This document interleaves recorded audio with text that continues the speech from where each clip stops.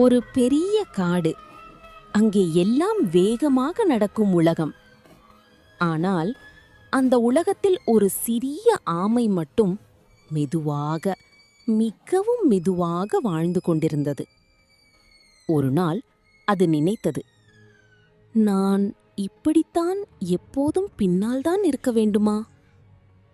அந்த ஒரு கேள்வி அந்த ஆமையின் வாழ்க்கையை முழுவதும் மாற்றப் போகிறது. அந்த காடு மிகவும் உயிருடன் இருந்தது. மரங்கள் ஆடிக்கொண்டிருந்தன, பறவைகள் பாடிக்கொண்டிருந்தன. அந்த அழகான இடத்தில் அனைவரும் வேகமாக ஓடிக்கொண்டே இருந்தார்கள்.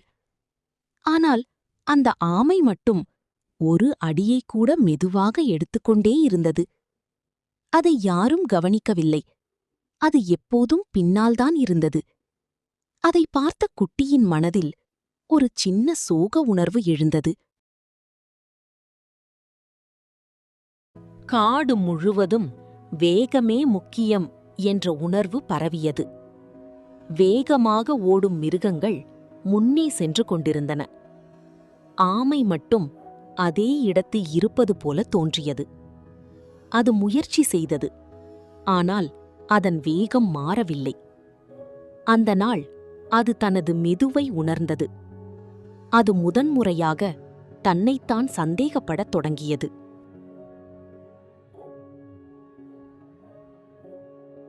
மாலை நேரம். மழை மெதுவாக பெய்தது. அனைவரும் ஓடி தஞ்சமடைந்தார்கள். ஆமை மட்டும் மழையில் மெதுவாக நகர்ந்தது. அது தனியாக இருந்தது. அந்த நிமிஷத்தில் அது மிகவும் சிறியதாகவும் பலவீனமாகவும் உணர்ந்தது. குட்டி இதை கவனித்தான். அதன் மனதில் கருணை மெதுவாக வளர்ந்தது. அடுத்த நாள் காடு ஒரு சின்ன பிரச்சனையை சந்தித்தது. ஒரு வழி மூடப்பட்டிருந்தது. வேகமாக ஓடும் மிருகங்கள் அந்த வழியை தாண்ட முடியவில்லை. அவர்களெல்லாம் திணறிக் கொண்டிருந்தார்கள். ஆனால் அந்த ஆமை மெதுவாக அந்த வழியை கவனித்தது. அது ஒரு சிறிய இடைவெளியைக் கண்டது. அது மெதுவாக அந்த வழியாக சென்றது.